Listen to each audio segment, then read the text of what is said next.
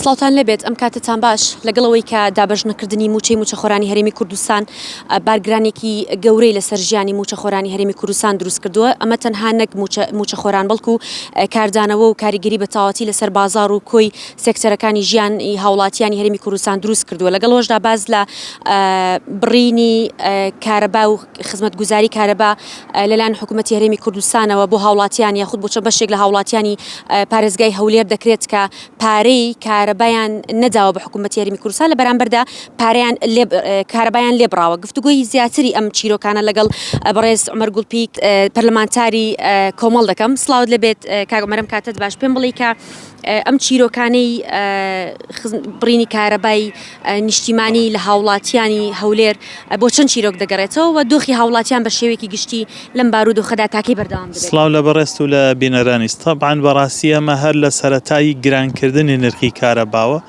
ئەم وشداریەمان دابوو، ئەم زانیاریەمان هەبوو و بۆیە بە هەموو ڕێگایەک هەوڵماندا حکوومەت بۆ ئەوەی کارەبا بکاتە 24 سەعاتی تەنها ڕێگەی گرانکردنی نرخی کارەبا نەگرێتە بەر کابێتە بارگرانی لەسەر هاوڵاتیان بە تایبەت ئێمە مەبەستمان هاوڵاتیانی ئاسایی و هەژارە بەڕاستی. ئەگەرنا بۆ هێندێک لە دەوڵەمەندەکان و ماڵە بەرپرسەکان وانە و کارەبا زۆریش باشە و قازانجی شەکەن لە ڕووی مالیشەوە تەنانەت قازانجەکەن.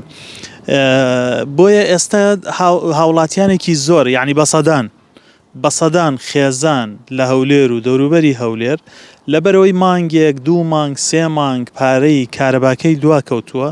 ئەویش بۆ هۆی چی؟ بۆ هۆی ئەوەی موچەخۆرە موچەی وەرنەگرتووە، بۆ ئەوەی هەژارە و نیەتی کارەبای نەداوە. ئێستا کارەبەکەیان بڕیون. بەڕاستی بڕینی کارەبا ستەمێکی زۆر گەورەی لە هاوڵاتی لە خێزانە هەژارەکان بە تایبەت لەم وەرزی سەرمایە.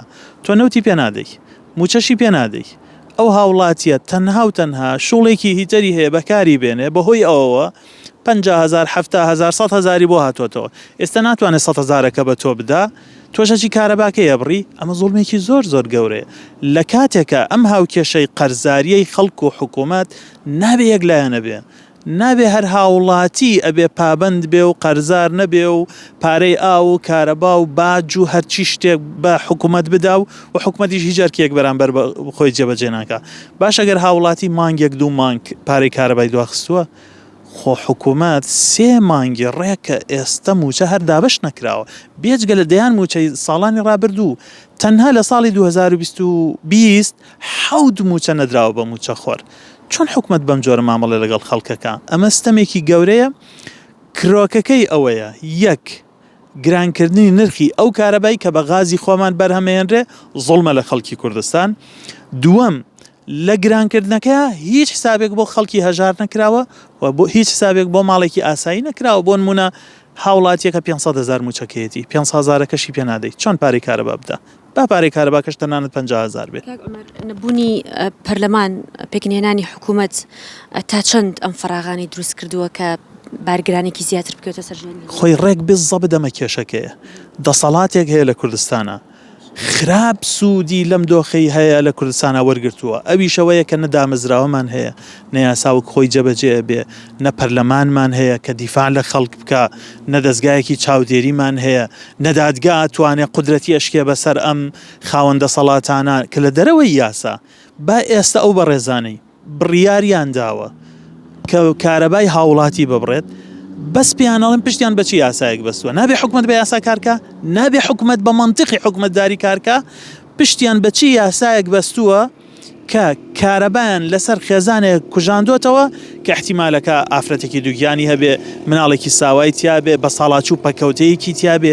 چۆن تۆ ڕێگە بە خۆت دەدەیت؟ چۆن خۆت ناوەنی حکوومەت بچی کارەبا لەسەر هاوڵاتیان بکوژێنیتەوە بەدەر لە یاسا بەبێ یاسا؟ ئێسم یاسای ژمارە 6 ساڵی 2021 وەزارەتی کارەبامان هەیە. لەم یاسایە بە یەک وشەش باسیەوە ناکە کە حکوومەت دەسەڵاتی ئەوەی هەیە کارەبای هاوڵاتی ببڕێ. ئەمە بەڕاستی تەجاوزێکی زۆر گەورەیە، زوڵمێکی زۆر گەورەیە. من ئەم پرسیارە ڕوبەڕووی خودی سەرۆکی حکوومەتی ماوە بەسەرچوو و ڕاوێژکارەکانی وەزارەتی کارەباکەمەوە. پشتیان بەچی یاسایەک بەست کارەبای خەڵکی ئەبڕن، کاتێک کە خەڵک ناتوانێت بۆی هەژاری بۆی دواکەوتنی موچە مانگێک 2 مانگ موچە پارەی کارەباکە بتا. بەڕاستی ئەمە زوڵمە. ئەم ساڵ دەکرێت بڵین ساڵێکی هاوشێوەی ساڵانی ڕابردوویە خراپتر بۆ هاوڵاتیان چاوەڕوانی ژیانی هاوڵاتیان دەکات.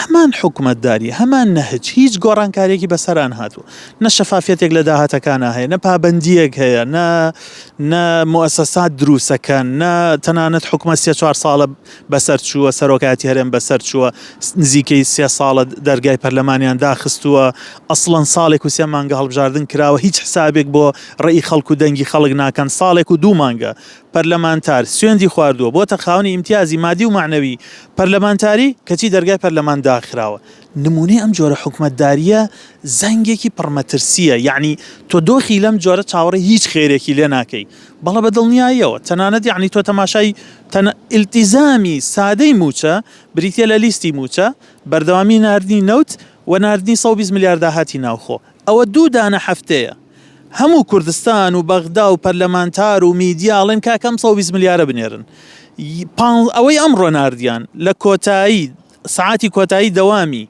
ڕۆژی کۆتایی هەفتە کە ئەمڕۆ بوو پێنجشەممە ئەیانتوانی سەرەتا ئەم هەفتە بینێرن نەخێر ئەیانتوانی 15 ڕۆژ لەمەوە پێش 2 هەفتە لەمەوە پێش بینێرن بۆی موچە هیچ نەبێ موچەی مانگی یەک لە یانگی یەک بدرێ بەم سیاسەتە بەم دواخستنە موچەی مانگی یەکیان خستە هەفتەی دووەمی مانگی 2 یعنی ئۆتۆماتیکی بۆ جۆرە بەردەوام بن دیسان هەمان ساڵ 2 ساڵی ئەم ساڵی دارایی خەڵکیش دیسان 9 مانگ و 10 مانگە بێ وەکو ڕابردوو یعنی لێرە لە کوردستانە نیەتێک نییە هیچ ئاماژەیەک نابینی کە بەڕاستی حکومەتداریە کەوێتەوە سەر ڕێگەی خۆی ڕێگەی یاسا ڕێگەی بەرژەوەندی خەڵک ڕێگەی نیشتیمان پەروەری ڕێگەی پەرۆشی بۆ خەڵک ئەم خەڵکە چی ماوە نەیکا بۆ نیشتیمانەکەی ئەوە تا مەسەن کاتە مەترسی ڕۆبەڕووی ڕۆژاوە بوویەوە خەڵک هەموو یەکگرت و یەکدەست یەکدڵ دیفاع لەگەلەکەی لە میلەتەکەی لە خاکەکەیەکە بەڵام ئەمان هەر لەسەر هەمان شێوازی خۆیان لە حکومڕانیا بەردەوامن کە شێوازەکە ئەوەی تیانە بێ هاوڵاتیە بە تایبەت بە هیچ جۆرە هاوڵاتی هەژار لە بەرنامەیەم حکومەتانیە لە هەر وڵاتێک دەسەڵاتی ئۆپۆزیسیۆن بۆ باشترکردنی ژیانی خەڵکو ئەو ڕاستکردنەوەی ڕێڕەوێکی حکومڕانی بێت و چارەسەرکردنی ئەو پرسانە بێ کە گەندەڵی لە ناو دەسەڵاتەکەدا هەبێ ئۆپۆزیسیۆن لە هەرێمی کوردستاندا بەداخەوە ئۆپۆزیسیۆن جێگەی ڕەخنەیە بەڕاستی لەبەرەوە یەکگرتوو نییە پرۆژەی هاوبەشیان نییە و ئەو ئەرکانی کە خەڵک چاوەڕێیانەکە ڕای پەڕێنن هێشتا لە ئاستی پێویستانیە بەڵام سەرڕای ئەوەش تۆ مەسەلەن کاری ئۆپۆزیسیۆنی لەکوێەکەی لە پەرلەمانەکەی ئەوان دەرگای پەرلەمانیان داخستووە لەبەرەوەی زۆرینەکە ئەوانن یعنی یەکێک لە ڕێگاکان ئەوەیە بۆی ئەم حکومەتداری ڕاستکەینەوە ئەوەیە خەڵک پشت لەم ستەمکاریە بکە لەم شێوازە حکومڕانیە بکە ئیتر لەوە زیاتر لە هەڵبژاردنەکانە کە دەرفەتێکیان دەستکە و ملیۆنە زیاتر دەنگیان پێ نەدەن ئەوە خاڵی یەکەم بەشێکی تری لە خەڵکیش بێدەنگ نەبێت لەسەر مافی خۆی لەسەر کارەبای خۆی کارەبایە کە بە غازی خۆی دروستە بێ ئاوی سروشتی لە وڵاتە ژێر زەوی و سەر زەویمان پڕە لە ئاوی سروشتی چۆنە بێ خەڵک ئاوی خواردنەوەی نەبێ بۆیە یعنی ئەبێ خەڵکیش بێدەنگ نەبێ خاڵی سێم ئەوەیە لایەنەکانی ئۆپۆزیسیۆن بەڕاستی ئەبێ